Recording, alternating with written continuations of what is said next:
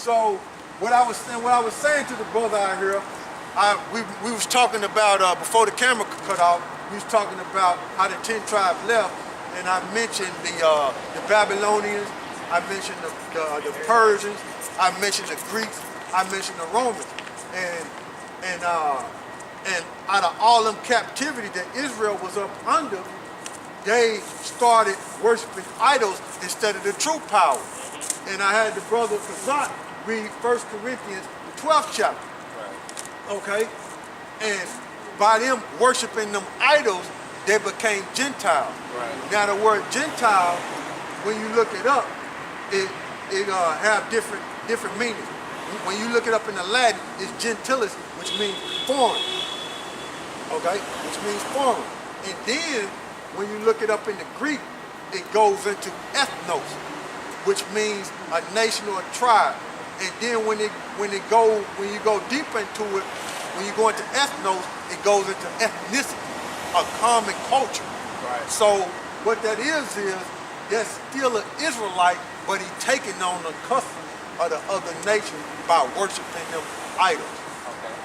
So that's who Paul was talking about when he was talking to the Corinthians and all the other books. Okay, let me ask you this question. Okay. I'll make a statement with your question. Now we know through history, looking at this picture, right?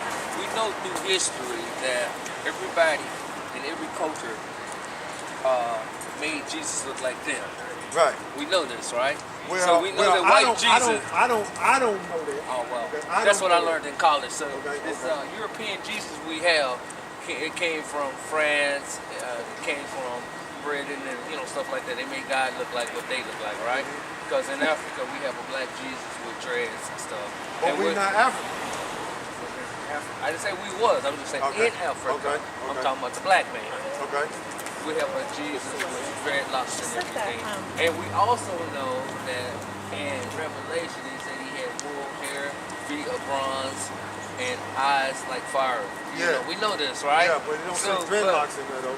I didn't say dreadlocks in there. I said Africa has a Jesus with dreadlocks. Okay. Then I stopped and went to another subject. Okay. So as far as I'm concerned, I may be wrong for what I'm about to say. I mean, man want to make Jesus look like him to be closer to God. I don't have a problem with that. All right, but what does the Bible say though? Well,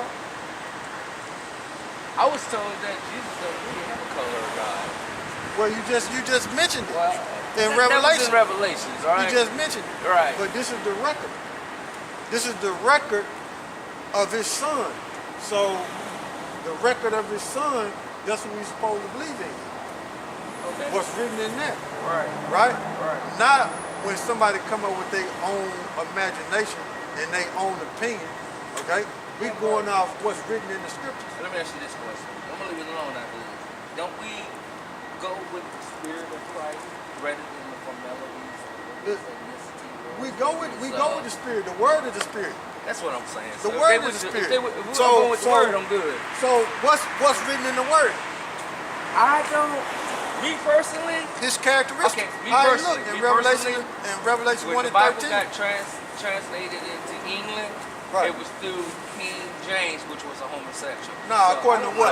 According to what? According to what? When he had it Hold on, slow down. Now you jumping. Slow down. What record are you getting that from? Name the source. All right. Because I can tell you right off the top of my head. I can tell you who said that after he died 25 years later. Okay, go ahead. I don't have to go. You more informed with this than I am. King James, okay, it was a guy by the name of Anthony Weldon. Right. Okay? And after King James died, he started spreading that rumor about King James. Okay? That's how that rumor got about. King James wasn't no homosexual, man. When you go into the history of it. Wow. That's just a lie that they put out. Against us. Because they ain't never spoke good about no so-called black man. King James not black. Yeah, he is. He's European. He's a black man, man. He's a so-called black man. One up. You know what? You gave me something to look up. Because I thought he was a European. Get the King James. Go to Google images. I got to see this because I swear I thought he was on. Caucasian out of man, England. nah, man, we rule Europe. But I know that's just like they messed off the name Nimrod, said it's an idiot. Nimrod was a king in 100. Well, Nimrod was a Cushite, man. He's not of our nation. Now, you know, the so-called white man changed all the images, man. He changed images and he hides certain things. But we gonna get King James to show I gotta see this one, because this challenged my belief system. There you go, right there. Look at that. Wow. And then you got him over. Then you got him right there. Oh, bro, I'm good now. Hey, I appreciate that. I'm gonna walk on that note. I appreciate that. Because I thought King James was white. Hey, but see, this is the thing though. Check this out. Check this out. This is the thing. See, our people, the Negro Latinos and Native Americans, which are Israelites, they think that this Bible is a white man's book. So-called white man. His real nationality is Edom. They're Edomites. Right. Okay? They think our people, the Negro Latinos and Native Americans, which are children of Israel, think this Bible belongs to the so-called white man. It don't. Okay. It belongs to us. Okay? He stole it like he stole everything else. Right. You know what I'm saying? Right. Okay? And they not white. They put that term white on them in 1681. Right. That's when they put it in the law that they were white. But they were saying they were white long before that, but they just put it in law in 1681. Right. Like you got this iconoclasm right here. See, this is the thing about these so-called white people. When you go into the history about these devils, you find out how they are very deceptive. And that's what the word devil means, deceptive. Okay? So, this is an Orthodox monk. Right. Right here. And you see how he painted that image? Yeah. White? Yeah. Okay? And this is called iconoclasm. Iconoclasm is the destruction of religious icons and other images or monuments for religious or political motives. Okay? So give me 1 Maccabees 3 and 48. So when you go back around the 1300s, what they would see during the Romans in the Greek Empire, they knew that that they were Edomites. Right. Okay? What it was, and they knew they weren't white. They would look at themselves as pink like a pig. Right. Okay? But they really not white, they're red. Right. Okay, they different shades of red. Right. And we different shades of brown. Right. Okay? What they would do is they would put in the 1300s, during the Renaissance, they would put statues up and paint pictures like this for people to accept them. Right. Okay? I To look to make the masses of the people look at them as if they were something. Right. Because back then a lot of people wasn't reading. They wasn't going into the books like that. So what would hit the mass of the people quicker? Images. Yeah. That's why they had the frescoes on the walls of You see, Catholic that's what would spread quicker than reading. Because a lot of people wasn't reading back then. Right. So what they did was put up images of themselves as white, and people started accepting it, accepting it. Right. But they really Edomites, and they really red. So that's what you got here today. Now you got this image up everywhere, and people accept it as if it's the son of the Heavenly Father. Right. And they would say, well, color don't matter, it don't matter. But if it didn't matter, okay, if it really didn't matter, why is this all over the world?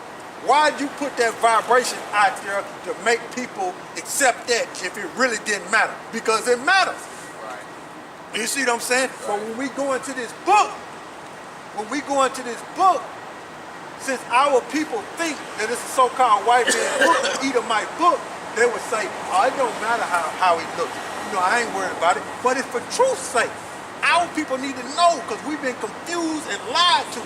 Right. So read what you got in Maccabees. This is 1 Maccabees, chapter 3, verse 48. And laid open the book of the law. What's the book of the law? The Bible. Right. Okay, go ahead. Wherein the heathen had sought to paint the likeliness of their images. So they paint the likeness of their images. Right. So when you open up them picture Bibles, what you see? So-called white people. Right. You see? Yeah. Go ahead. They brought also the priest garments and the first fruits. So they put their image in there to act like they was us. Right. You know what I'm saying? Give me Exodus 6 and 4. Hey, I gotta go. I gotta get out of here. I appreciate that. Exodus 6 and 4.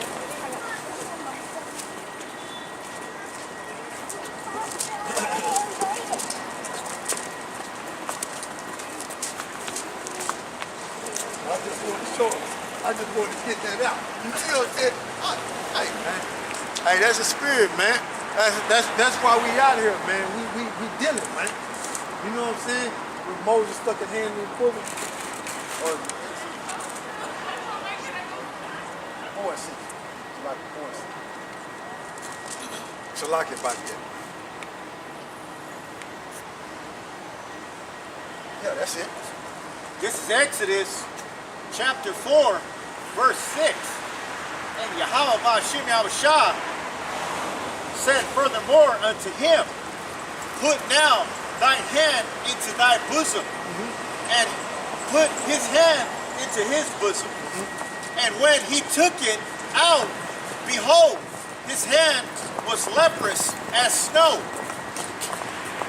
And he said, put thine hand in thy bosom again, and put his hand in his bosom again, and plucked it out of his bosom. And behold, it was turned again as his other flesh. So read that again. This is Exodus chapter 4, verse 6. So you got two colors on this earth. You got different shades of brown and you got different shades of red. Okay? You got different shades of brown and you got different shades of red. So when Moses stuck his hand in his bosom, the Most High, what he did was took the elements out of Moses' hand and it became like leprosy. Like these so-called white people you see walking around here today. They translucent to where their blood show forth through their skin. Okay? So that's what had happened. The Most High took the elements out of Moses to where his hand was so-called white. Okay? Go ahead. This is Exodus chapter 4, verse 6. And YAHAWASHI said furthermore unto him, put now thy hand into thy bosom, and put his hand into his bosom. And when he took it out, behold, his hand was leprous as snow. So it was leprous. So it was so-called white. Okay? So what Moses did when he put his hand back in his bosom, let's see what happened. Go ahead. And he said, put thine hand into thy bosom again. And he put his hand into his bosom again, and plucked it out of his bosom. And behold, it was turned again as his other flesh. It was turned again as his other flesh. So for you to understand today, Moses was a so-called black man. Okay? But we caught that Orthodox monk right there, and we got him, caught him red-handed, these devils red-handed. We caught this Orthodox monk changing the images, okay, so-called white images. And that's what these so-called white people did, so people would accept them the way they are, and that's what it is, man. Okay? Because in the ancient world, they was looked down upon, man, for that pigment being stripped from them, by having leprosy like that, man. Okay? But in the future, they came into power, okay, and they started putting their images up and statues up as white. And since people didn't read a lot around the 12 and the 1300, what would hit the people more and what would people see more is the statues and the images of the people. So when they was coming into power, that's what they were doing, and people started accepting it, and they're accepting it right to this day, as if there's nothing wrong with it. But we know the truth, okay? We know the secrets, man. It's on the Amos 3 and 7. So hey, the water for that hot. So go back to Revelation, you know what I'm saying, 19. This is Revelation chapter 19, Verse 20. And the beast was taken, and with him the false prophet that wrought miracles before him, with which he deceived them that had received the mark of the beast, and them that worship his image. These both were cast alive into a lake of fire. So that's what it is, man. So anybody that's bowing down to this system that's being transferred or trans over to this transhumanism system, becoming cyborgs and stuff, hey man, you gonna be burnt, man. You gonna be burnt, man. Worshiping this system, and then when you deal with that word worship, it's basically like you depending on Esau like a dog to get fed, man. Okay? So you paying homage to Esau to be his vessel. In other words, you paying homage to Satan or to the devil to be their vessel. So that's why you're gonna get burnt, like you're gonna get burnt, because the Most High have no use for you because you're an unbeliever. You don't believe in him and his son through faith, so he's gonna burn you. 2/3 of you Negro, Latinos, and Native Americans, man. Okay? Esau's judgment coming automatic in these other nations. But 2/3 of you Negro, Latinos, and Native Americans, you're gonna suffer the same fate because you're unbelievers, man. You've been bamboozled, trust and believe in this system. And you're gonna be deceived to take that RFID chip, man. First. But then it's gonna come to a point to where you're gonna get forced, it's gonna get forced on you during the hour of temptation, and you're gonna take it. Go ahead, bro. Burning with brimstone. Verse 21. And the remnant were slain with the sword of him that sat upon the horse, which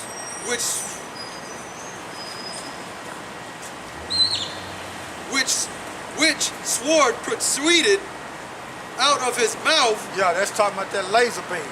Go ahead. And all the fowls were filled with their flesh. Yeah, so there you go. And all the fowls were filled with their flesh. Why? Because the fowls was eaten after they got put to death. Okay? So give me 2nd Ezra, the 13th chapter.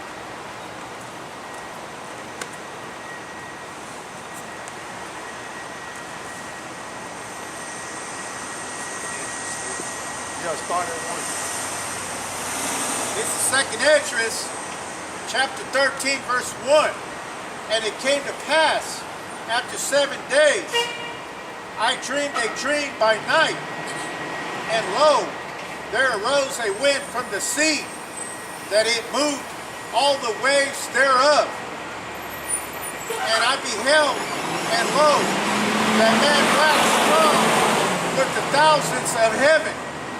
And when he turned his countenance to look, all the things trembled that were seen under him.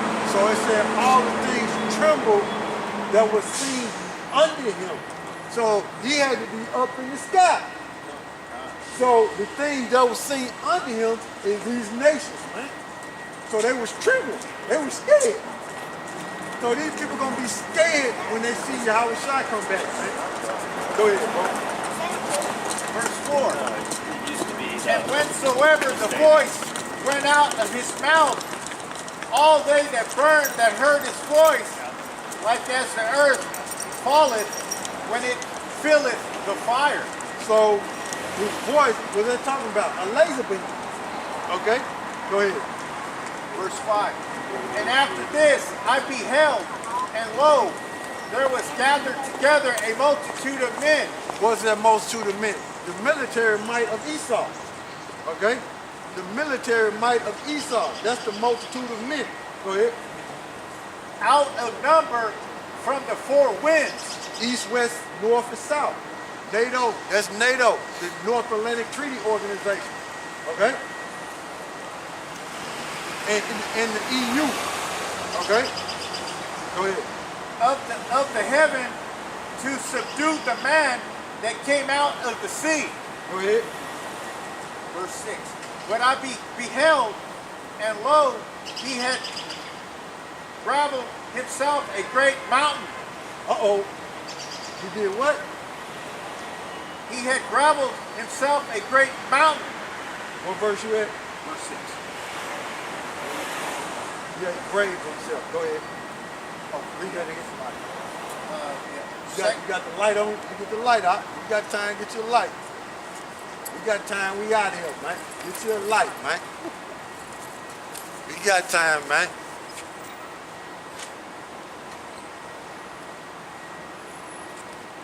You know, they got Mr. Squirrel keep jumping back and forth. Then he was like feather when it fell out the tree. It hit the car. Jumping back and forth, fell out the tree and hit the car. That's why his homeboys is over there. They over there now. Go ahead, bro. Hey, this is second Esdras, So many people get the. chapter 13, verse 6. Only so many people. But I beheld, and lo, he had graved himself a great mountain. A great mountain. So what Ezra seen was, he seen that chariot in the sky, and he see the people beneath YAHAWASHI while he was in that big chariot, and he described that chariot as a mountain. That's how big it was, man. That's the only way he can describe it, as a mountain, man. Go ahead.